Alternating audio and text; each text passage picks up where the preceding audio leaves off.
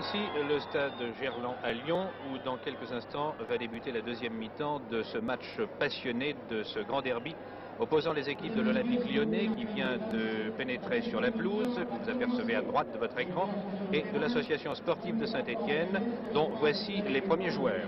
Le score à la mi-temps étant de 0-0, bien que les Lyonnais aient manqué d'ouvrir le score sur un pénalty concédé à la 43e minute de jeu par l'arrière-gauche stéphanois Polny, qui, en voulant mettre en corner une balle et pour échapper à l'emprise de l'ailier droit lyonnais Marcotin, tombe, touche involontairement le ballon de la main. C'est le pénalty indiscutable, quoique sévère, accordé par l'arbitre M. Lamour. Mais l'arrière droit lyonnais Tesser, spécialiste des coups de pied placés, envoie la balle dans les nuages. Une belle occasion d'ouvrir le score pour Lyon, qui donc n'a pas donné de résultat. Quelle a été la physionomie de cette première mi-temps? Elle a été marquée par une très nette domination lyonnaise, due surtout à la blessure de Sbaïs, que voici d'ailleurs, vous le voyez boiter ici, devant Marcotin, et ne pouvoir contrôler utilement la balle. Rambert pour l'Olympique Lyonnais. Une balle en retrait sur Marcotin. Cela fait un certain temps de perdu. Tir de Marcotin qui est passé nettement au-dessus de la cage défendue par Bernard.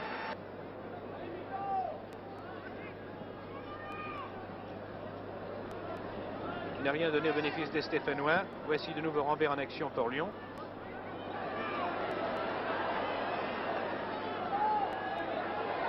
Dinalo. Et voici que, fort heureusement, Bernard s'est bien couché sur la balle, sur cette descente, sur ce déboulé de Dinalo. Et voici qu'au bout, sur ce tir qui lui a été adressé par Wisniewski, a mal contrôlé la balle. Fort heureusement, il a réussi à la reprendre. Butorage dont tout à l'heure Snella nous a dit grand bien, bonne technique, combativité. Aujourd'hui, le désir de s'imposer du fait de l'absence d'Herbin, cela se comprend, bien qu'il soit titulaire en position de miel. De toute façon, le désir de faire un bon match, de ne pas trop faire regretter Herbin, qui serait pourtant bien utile dans l'équipe de Saint-Étienne aujourd'hui, mais que très sportivement, Snella a préféré laisser sur la touche pour lui permettre de disputer France-Yougoslavie.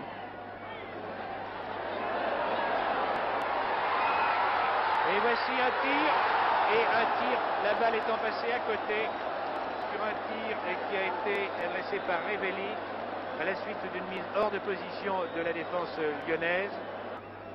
De nouveau Mekloufi, après un relais Revelli. Mekloufi, Bordaz, en ce moment les Stéphanois gardent la balle, ils la portent pas mal, Bordaz au centre, sur Revelli, de nouveau Mekloufi, vous voyez que cela s'est assez téléphoné. Mekloufi tire, à côté. En retrait Bordaz, tous deux sont serrés de près.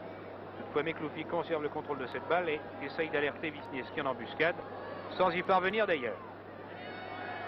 Les Lyonnais qui ont bien verrouillé leur compartiment défensif partent maintenant à la contre-attaque. Par Dinalo, la balle est sur Rambert. Reprise de Dinalo maintenant. Qui s'approche du but, qui centre. Un coup de pied retourné dans l'attaquant lyonnais. Marcotin. Reprise à côté.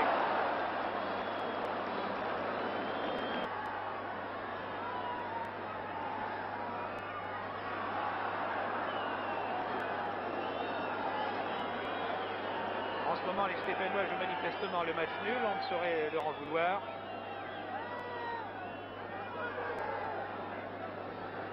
Surtout sur quelques contre-attaques, d'essayer de surprendre, si c'était possible, la défense lyonnaise. Bordas, Mekloufi. Attention, un tir de Revelli qui marque. Une de ces contre-attaques que je vais vous signaler comme étant tout de même dangereuse. La domination de Lyon a produit ce que produisent souvent les dominations d'une équipe qui ne parvient pas à marquer.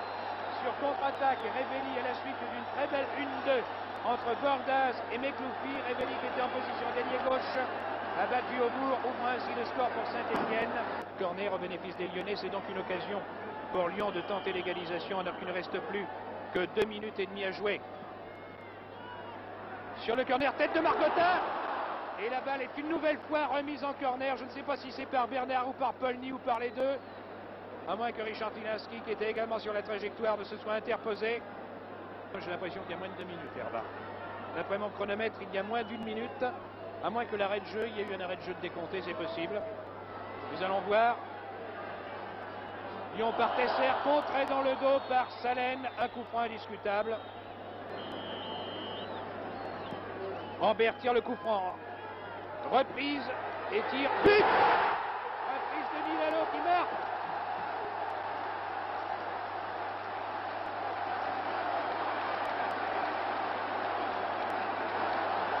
Milano en embuscade a réussi à égaliser pour Lyon alors que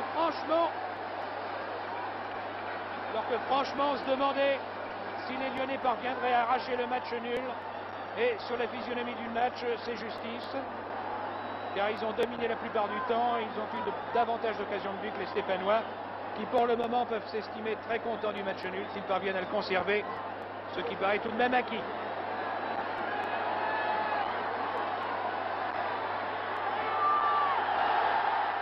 Et c'est la fin du match qui voit donc Lyon et Saint-Étienne faire match nul, un but partout. À votre avis, c'est un match nul heureux tout de même? C'est un match nul heureux, mais enfin, je pense que Saint-Étienne méritait même de gagner parce que Lyon, qui devait fournir le jeu, n'a pas été très brillant. Oui, mais enfin, les occasions de but ont été davantage au bénéfice de Lyon. Tout de même. On ne peut pas tellement parler d'occasion de but au bénéfice de Lyon. Je pense pas. Ils ont dominé dans l'ensemble, mais ils n'ont pas réussi à se créer vraiment des occasions de but. Mais vous estimez de fait la blessure de Sbaïs a tout de même... Et en plus, il y a eu la blessure de équipe. Sbaïs qui a amoindri énormément l'équipe de Saint-Étienne. Je crois que c'est un très beau résultat. Je suis très heureux pour eux. Je vais aller les féliciter.